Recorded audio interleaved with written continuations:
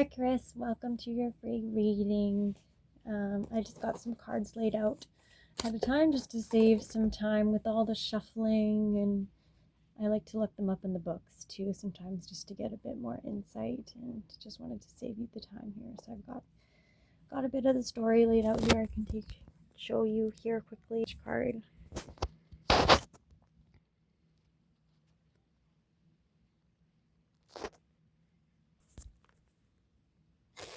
Okay, so first thing I pulled, so I pulled some of these are my kind of homemade little cards that I made, just with different words on them, ideas, feelings, to try and get a sense of kind of what's going on.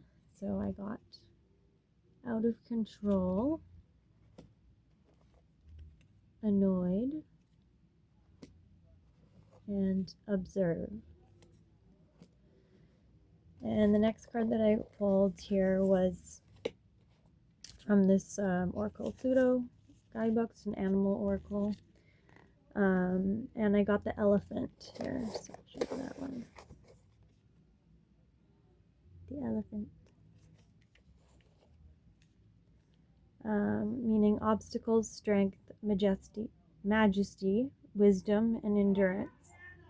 Perhaps one of the most famous images of an elephant is that of the Hindu god Ganesh. He is the remover of obstacles, and people often pay attention to him when they need help overcoming one. If the elephant has arrived in your reading, it's possible you have an obstacle in your path right now. There is strength and a certain wisdom required to tackle this pesky roadblock, as it may seem as heavy or big as an elephant. However, along with strength, we must also have grace. Figuring out how to embody both at once and how to embody them effectively is where wisdom comes in. It's likely that the obstacle you're facing now is a frustrating one. Maybe the situation has been playing out for some time and you find yourself feeling defeated or discouraged. The elephant card also calls for resiliency and endurance. Remember that elephants are often symbols of good luck. Yours may be right around the corner. Despite being one of the largest creatures in the animal kingdom, the elephant is a gentle giant.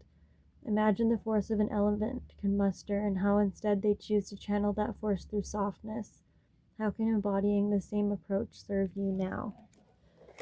So that kind of helped explain a bit of what was going on with these cards. So it sounds like, there could be a bit of a frustrating situation taking place with this obstacle, and how to overcome the obstacle that may be out of your control but is still quite annoying.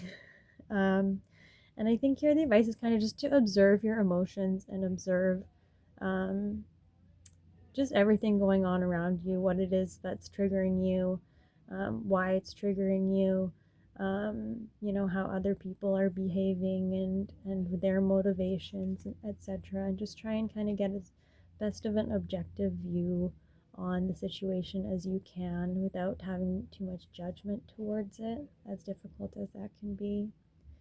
Um, the other card I got here is the Runaway. So this card talks a bit about secrets and running away from problems. So there may have been a propensity for you to kind of sweep this issue under the rug and not want to address it, because it's easier, more convenient, emotionally convenient. Not wanting to get into conflict with people, totally normal. But it seems that this obstacle itself isn't going to resolve on its own, and you can only kind of run from it for so long without it kind of manifesting naturally in an unattended way.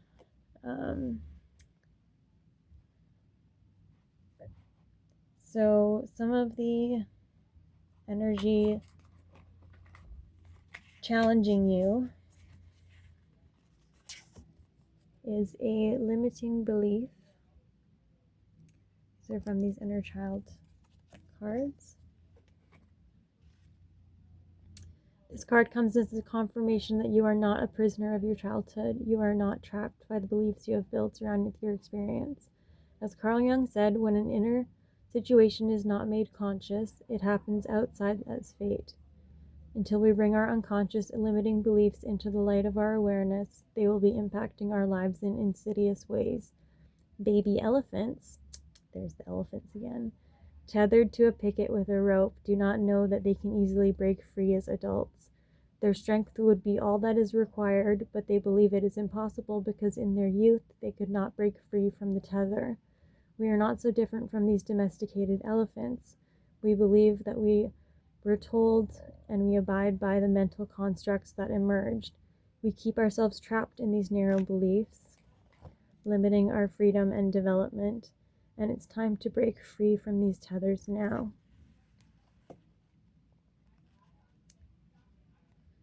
How does your inner child feel about this card? Notice what is keeping them in a cage. What are the thoughts or fears that prevent your inner child from stepping out of the cage and following their yearning to be free? What were the limiting beliefs you accepted as your own? Do you believe yourself to be too emotional, lazy, disorganized, a failure, a fraud, unlovable? What does the internal critic tell you?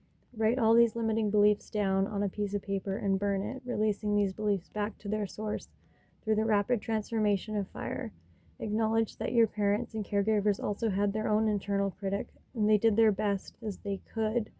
But it is up to you now to step out of this cage. Say out loud, these are no longer my beliefs. From now on, I choose what I believe. So yes, like the elephants, like the baby elephants, strong and mighty, but they're gentle and they don't always know to free themselves because they've just been taught to, kind of stay on the tether and kind of behave as they're told to behave, but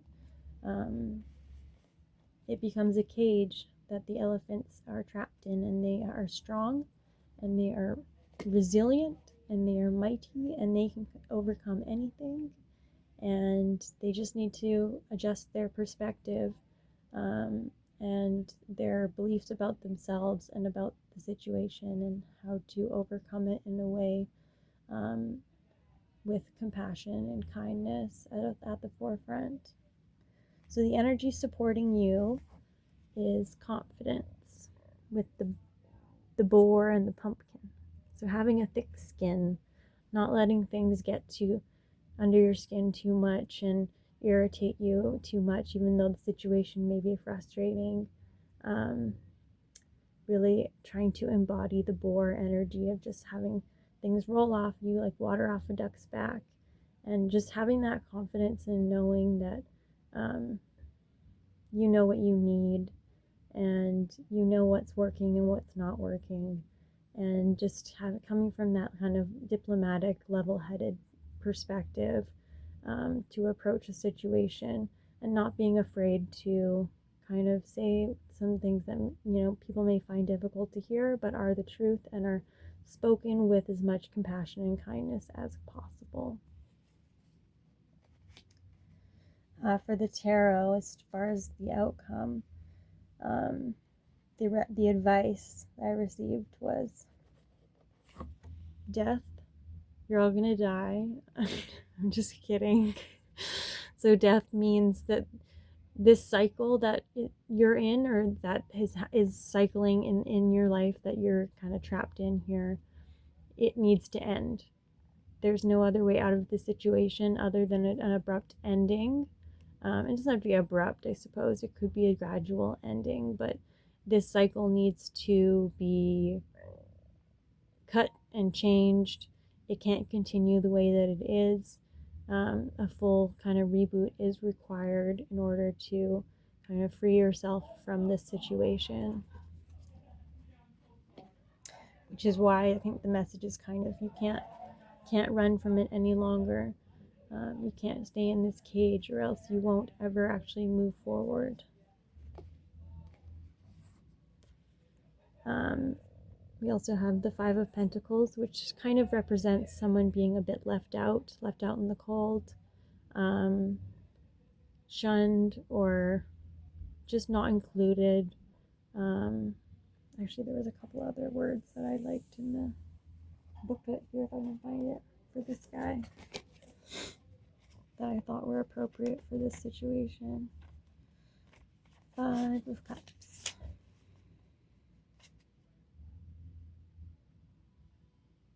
Five of Pentacles. Try that again. 5 of Pentacles. Yeah, worrying about security, scarcity mindset, feeling helpless, victimhood, inability to move forward, fear and isolation, resistance to positivity, feelings of low self-worth that keep you from participating in prosperity. It could also mean a light at the end of the tunnel, because we are hopefully coming out of this energy with the Death card coming up as well. So this could be how you feel. This could be how someone else feels in this situation. And sometimes the nicest thing we can do for somebody is to just be honest with them and like just be upfront about things and not beat around the bush, and trying to make people feel as included, as loved and as important as possible, but also maintaining your boundaries and knowing what you need in order to be happy and feel good about yourself at the end of the day, and not sacrificing your values for somebody else's comfort when they may be misguided in their own motivations. So I'm not sure who this exactly represents, but it seems to be associated with the Death card. So I believe with the ending of this situation, this card will also tuck itself away and will be healed in some respect, this feeling of isolation and rejection. The reason I think that is the final card that came out here is the Star, which is one of the most beautiful cards in the tarot. It happens after a period of great conflict and turmoil and upheaval, and this is the following card that is basically the first moments of hope and rejuvenation and healing that happen after a very difficult period. And sometimes from those difficult times, we can find the greatest inspiration to move forward. I know I have in my life. When I experienced some of the darkest periods of my life, it served to be my greatest inspiration musically. And I actually look back on those memories fondly because it was such an impactful time and everything felt so raw and real. And there's a lot of beauty in the Star energy of there's just so much potential for new. There's so much hope that comes with this card. And so I think ending on this card really speaks to this death of this process and this pain that has kind of plagued this situation is really coming to a close, following whatever needs to take place in order to resolve this situation. I think that there's only beauty to be uncovered on the other side, so have faith in that. So my final card here is from the Rose Oracle, and it is for the Mother Rose. Returning to each other, compassion. A sacred symbol of the feminine, the rose has been here much longer than us. In times ancient, garlands of roses were placed around statues of mother goddesses in worship of her. We're all her children. She connects and unites us all. If we trace her roots far enough, maybe we'll find our way back to each other. We're living in a time of great division, learning and unlearning. We're together mending the thread of humanity. This is a card of returning to you. Did I get the right one here? Yeah.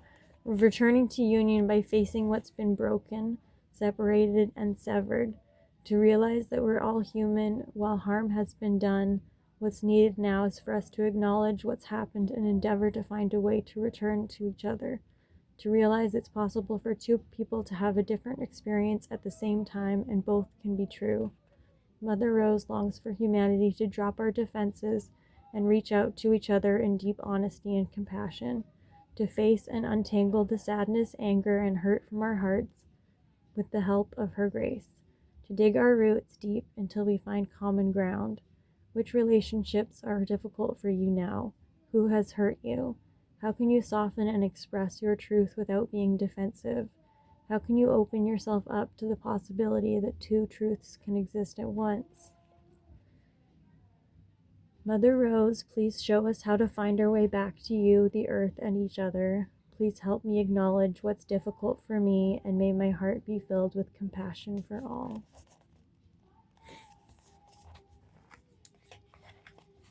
Okay, that's everything I have for you. I hope that helps, and I hope you're having a great evening. Good night.